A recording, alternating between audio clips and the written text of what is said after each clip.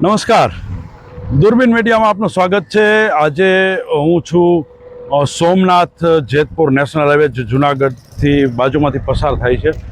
આજે આ national highway ઉપર અકસ્માત થયો છે। ફરી નેશનલ હાઈવે છે, ગોજારો બન્યો છે અને એક સાથે 5 લોકોના અવસાન થઈ ગયા છે। તો હું આપને બતાવીશ કે આ કઈ રીતે આખો અકસ્માત થયો હતો। આપ મારી પાછળ જોઈ રહ્યા છો કે આ જે રસ્તો છે જેતપુર તરફથી આવે છે અને આ જે છે એ સોમનાથ તરફ જાય છે। તો જેતપુરથી એક કાર આવી રહી હતી અને આ એક ટ્રક છે એ સાઈડમાં પાર્ક કરેલો હતો। બાજુમાં પીજીવીસીએલનું ગોડાઉન છે અને ત્યાં માલ ઉતારવા અનલોડ કરવા માટે આવ્યો હતો, પરંતુ ત્યાં રોડની સાઈડ ઉપર આ ટ્રક ઊભો રહ્યો।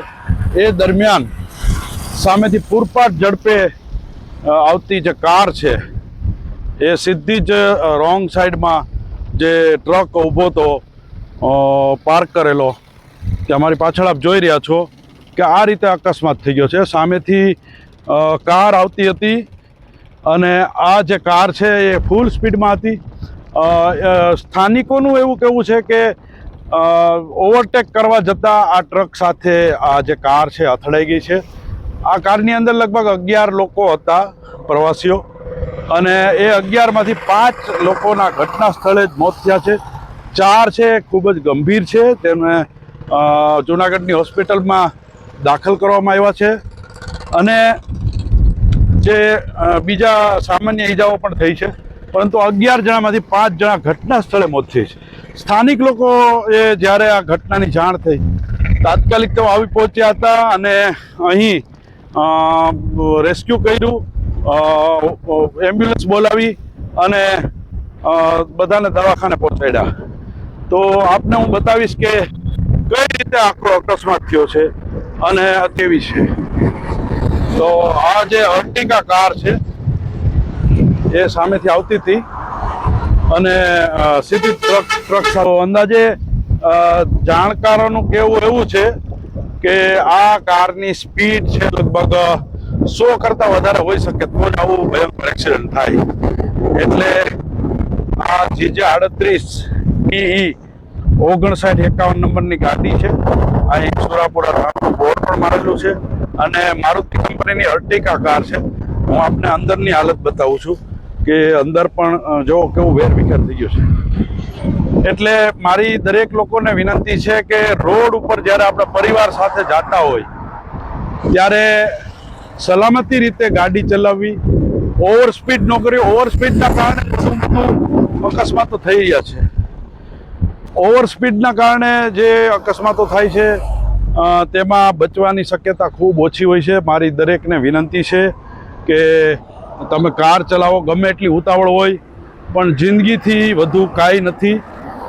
તમે જે છે એ કાર ચલાવો ગતિ મર્યાદામાં, ઓવરટેક કરવામાં ધ્યાન રાખો અને ખૂબ જ સાવચેતીથી ચલાવો, તો આપણે સલામત રહી શકીએ।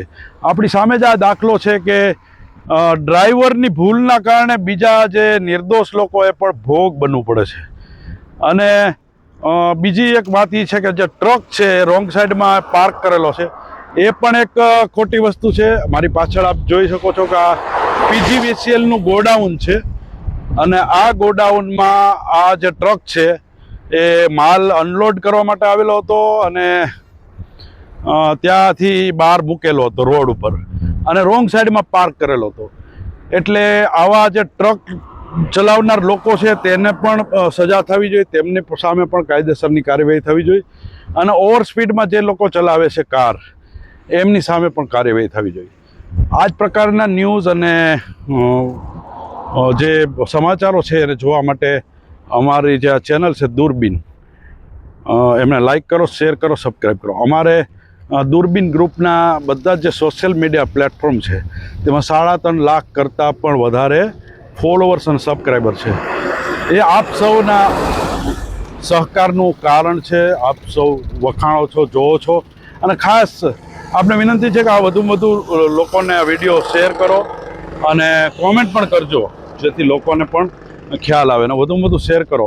ફરીથી કહું છું કે ઓવર સ્પીડમાં કાર ચલાવવાથી કેવું પરિણામ આવે છે એ આપણે આ જોઈ રહ્યા છીએ. પાછળ કેવી ઘટના બની છે. એક સાથે એક પરિવારના 5 લોકોના અવસાન થઈ ગયા અને 4 જેટલા છે એ ગંભીર રીતે ઘાયલ થયા છે. તેમને જુનાગઢ સિવિલ હોસ્પિટલમાં દાખલ કરવામાં આવે છે. કદાચ તેને અહીંથી રિફર કરવામાં પણ આવશે. એટલે ફરીથી આપને સૌને હાથ જોડીને વિનંતી છે કે ઓવર સ્પીડમાં ન ચલાવો, નશો કરીને ન ચલાવો અને ખૂબ જ સાવચેતી ચલાવો. તમારી જે જિંદગી છે એ તમારા કરતાં તમારા પરિવાર માટે ખૂબ મહત્ત્વની છે. એ વાતને ખૂબ ધ્યાન રાખજો અને નિર્દોષ લોકો પણ આપણા કારણે બીજા ન ચાલ્યા જાય એનું પણ ખાસ કાળજી રાખવાની જરૂર છે. તો વધુમાં વધુ શેર કરો, સબસ્ક્રાઈબ કરો, લાઈક કરો, શેર કરો, ફોલો કરો અને કોમેન્ટ કરજો જરૂરથી. નમસ્કાર.